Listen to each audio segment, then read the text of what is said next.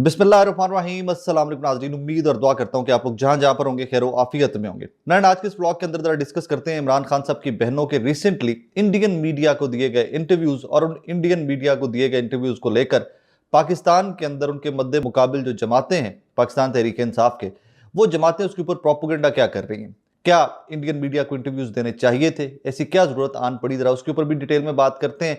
और पाकिस्तान तहरीक इंसाफ के बाकी रहनुमा इंटरव्यूज के बारे में क्या सोचते हैं, वो कुछ इन्फॉर्मेशन भी मैं आपसे शेयर कर देता हूं। नंबर 2, सुहेल अफरीदी साहब, चीफ मिनिस्टर खैबर पख्तूनख्वा, जो रिसेंटली खबरों की जिन्नत इसलिए भी बने कि उन्होंने पूरी रात अडयाला जेल के बाहर धरना दिए रखा क्योंकि उनकी मुलाकात इमरान खान साहब से नहीं हो रही थी। और इसमें तशवीश जो है वो बढ़ती चली जा रही है कि व्हाट एग्जैक्टली इज रॉन्ग। मौजूदा रजीम, मौजूदा हुकूमत क्यों इमरान खान साहब से मुलाकात नहीं करने दे रही पाकिस्तान तहरीक इंसाफ के रहनुमाओं को, इमरान खान साहब की फैमिली को, इमरान खान साहब के वकला को। तो तशवीश जो है वो बहुत ज्यादा बढ़ती चली जा रही है। इस पे रात का जो एक इंटरव्यू था ना, मैं आप सबको सजेस्ट करूंगा, बहुत कम होता है कि मैं कभी किसी और जर्नलिस्ट का रेफरेंस कोट करते हुए आपको कहूं कि ये इंटरव्यू का क्लिप आपने देखना है। रात को शाहजेब खानजादा साहब ने बैरिस्टर अकील साहब के साथ एक सेगमेंट रिकॉर्ड किया था इसी मुलाकात, इसी धरने के ऊपर। आप सबको वो सेगमेंट देखना चाहिए। बैरिस्टर अकील साहब पीएमएलएन के बहुत अच्छे स्पोक्स पर्सन है, बहुत अच्छा बोलते हैं, लेकिन ब्लैंक थे रात को जब सवालों की बम्बार्डमेंट हुई है शाहजेब खानजादा साहब की जानिब से, तो उनके पास कोई जवाब नहीं था कि वो इस सारी सिचुएशन के ऊपर जवाब दें क्या। अब ये वो मोमेंट था, I will be very honest, ये वो मोमेंट था कि जब मुझे लगता था कि पाकिस्तान तहरीक इंसाफ ने तकरीबन अपनी सारी ऑप्शंस एग्जॉस्ट कर दी हुई हैं। नवंबर का हम सुनते आए, यू ऑल नो दैट, कि नवंबर का हम सुनते आए कि जो नवंबर में एहतजाज, आज नवंबर का भी 29 तारीख होगी, नवंबर भी गुजर गया, कोई एहतजाज नहीं था। लगता ये था कि डिसोरिएंटेड है थोड़ी सी पाकिस्तान तहरीक इंसाफ, कोई ऐसा जिनके पास प्लान नहीं है। लेकिन सुहेल अफरीदी के आने के बाद से बज़ाहिर पाकिस्तान तहरीक इंसाफ एक बार फिर से मुनज़्ज़म हो रही है। पाकिस्तान तहरीक इंसाफ एक बार फिर से इंटरनेशनल खबरों का हिस्सा बन रही है। इंटरनेशनल जरीदे, international news outlets, international platforms Pakistan Tehreek Insaf से इंगेज कर रहे हैं। दो I always believed and I still believe in that कि पाकिस्तान तहरीक इंसाफ के लिए किसी भी इंटरनेशनल मीडिया आउटलेट की खबर बनना काम ही कोई नहीं है। उसकी वजह है इमरान खान साहब के साहबजादे और उनकी साबिका अहलिया जमाइमा साहिबा। वो इतने कनेक्टेड या इतने हाई प्रोफाइल फैमिली है कि उनकी एक ट्वीट भी बीबीसी, अल जजीरा, CNN, TRT, स्काई न्यूज़, इनकी खबर बन सकती है। एक ट्वीट भी कासिम साहब की, सुलेमान साहब की या जमाइमा साहिबा की एक ट्वीट भी इमरान खान साहब के को लेकर वो भी इंटरनेशनल प्लेटफॉर्म्स का हिस्सा बन सकती है, खबर बन सकती है। लेकिन इंटरनली सुहेल अफरीदी ने एक बार फिर से टेम्परेचर इतना पॉलिटिकल उठा जरूर दिया है कि जिसके बाद तमाम लोगों को फिर से सोचना पड़ रहा है। अब डिस्कशंस ये होती हैं कि सुहेल अफरीदी चीफ मिनिस्टर रहेगा या चला जाएगा, और ये डिस्कशंस बड़े सीरियस लेवल पे हो रही होती हैं कि पीएमएलएन ने ये प्रोपेगेंडा सबसे पहले पेडल करना स्टार्ट किया कि लंबा नहीं चलेगा चीफ मिनिस्टर, क्योंकि उस चीफ मिनिस्टर को केयर नहीं है। मैंने आपको अर्ज किया ना कि अगर आप सुहेल अफरीदी साहब के स्टूडेंट, जमानत तालिब इल्मी के जो दोस्त हैं और आप पार्लियामेंटेरियन भी हैं, उनमें किससे एक से बात कर लें कि यार what kind of man he is, what ambitions he has, तो आपको यही बताते हैं। वो कहते हैं भाई वो चीफ मिनिस्टर नहीं है, इमरान खान ने बना दिया, वो बन गया। उसके जेहन में कोई वो रेगुलर पॉलिटिक्स नहीं है कि अब मैंने लंबा चलना है, मैंने चीफ मिनिस्टर बनना है, मैंने अपनी सियासत सिक्योर करनी है, ऐसा कोई चक्कर नहीं है। दरवेश आदमी है, and that is the reason कि दरवेश आदमी ही बहुत कुछ स्टेक पे लगा सकता है। और अभी तक के लिए सुहेल अफरीदी साहब ने पॉलिटिकल टेम्परेचर जो है उसको उठा दिया है, पाकिस्तान तहरीक इंसाफ में एक बार फिर से जान डाल दी है। ये और तो और इन नौजवानों के इस ग्रुप ने, शफी जान साहब, शाहिद खटक साहब, मीना साहब, सुहेल अफरीदी साहब, इन नौजवानों ने बुजुर्गों में भी जान डाल दी है। वो बुजुर्ग पाकिस्तान तहरीक इंसाफ के जो रिटायर्ड हुए फिर रहे थे, जो किसी टॉक शो का हिस्सा नहीं थे, किसी जलसे जुलूस का हिस्सा नहीं थे, कोई पॉलिटिकल स्ट्रैटेजी नहीं थी, तो सुहेल अफरीदी ने उनमें भी एक दफ़ा जान डाल दी है, उनको भी एक दफ़ा फिर से पॉलिटिकली एक्टिव कर दिया है। और फिर अब आपको वो भी नजर आते हैं कहीं पर किसी धरने में, कहीं पर कोई मीडिया से बात करते हुए, किसी कॉन्फ्रेंस का हिस्सा, किसी मीटिंग का हिस्सा। अब वो बुजुर्ग रिटायर्ड जो बुजुर्गाने सियासत हैं वो भी आपको नजर आते हैं सुहेल अफरीदी साहब की वजह से। परवेज रशीद साहब की रिसेंट स्टेटमेंट देख रही, सिर्फ तहरीक इंसाफ नहीं, मद्दे मुकाबिल लोग भी जो हैं वो भी सामने आ रहे हैं सुहेल अफरीदी साहब की जो टेम्परेचर थोड़ा सा पॉलिटिकल उठाया उन्होंने, उसकी वजह से। अब जरा इसी व्लॉग में दूसरे सेगमेंट पे बात करते हैं हिंदुस्तानी मीडिया को दिए गए नौरीन साहिबा और अलीमा खानम साहिबा के इंटरव्यूज़। उन इंटरव्यूज़ के ऊपर बड़ी लहदे हो रही है।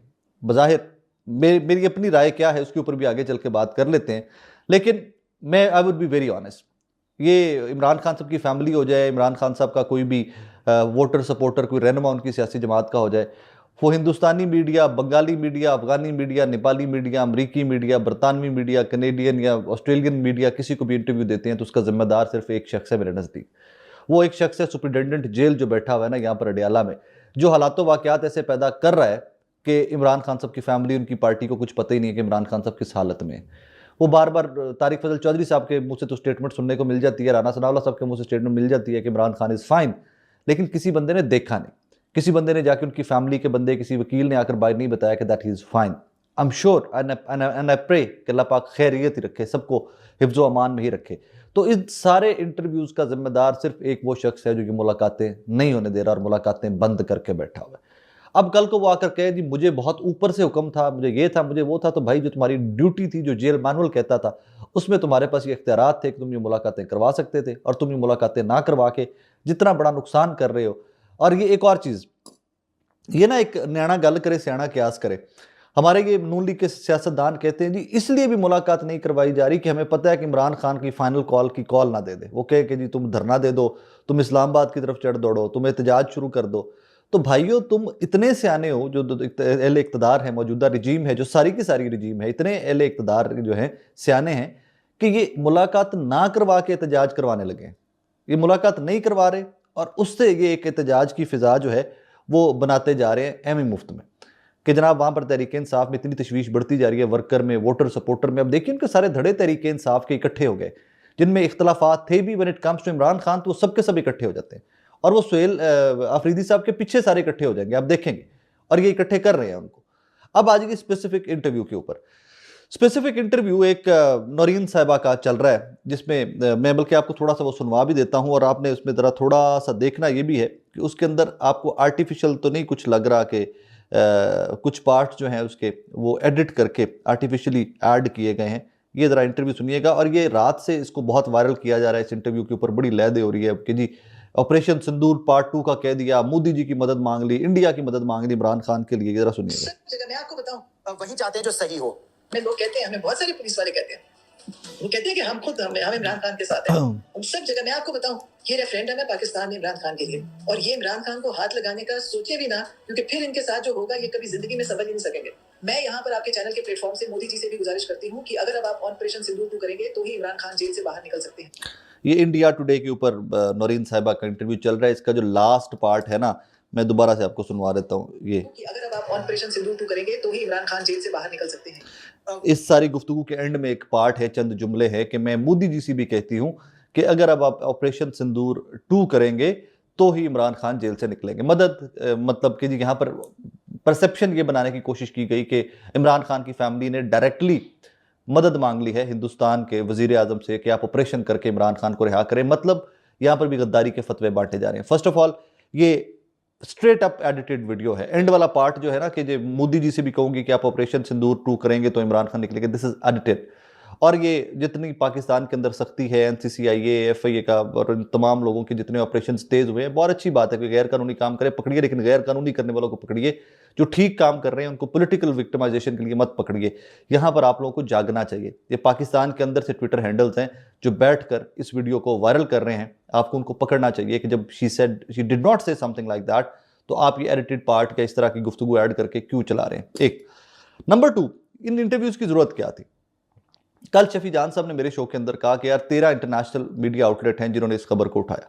शफी जान साहब ने एट द सेम टाइम एक और चीज़ भी कही। उन्होंने कहा जी मैं आपको अपना फ़ोन दिखा सकता हूं कि मुझे कितने इंडियन न्यूज़ चैनल्स हैं जिन्होंने कॉन्टैक्ट किया इंटरव्यू के लिए। जब सुहेल अफरीदी साहब ने धरना दिया हुआ था पटियाला जेल के बाहर, तो मुझे कितने इंडियन न्यूज़ चैनल्स ने कॉन्टैक्ट किया इंटरव्यू के लिए। मैंने किसी को टाइम नहीं दिया।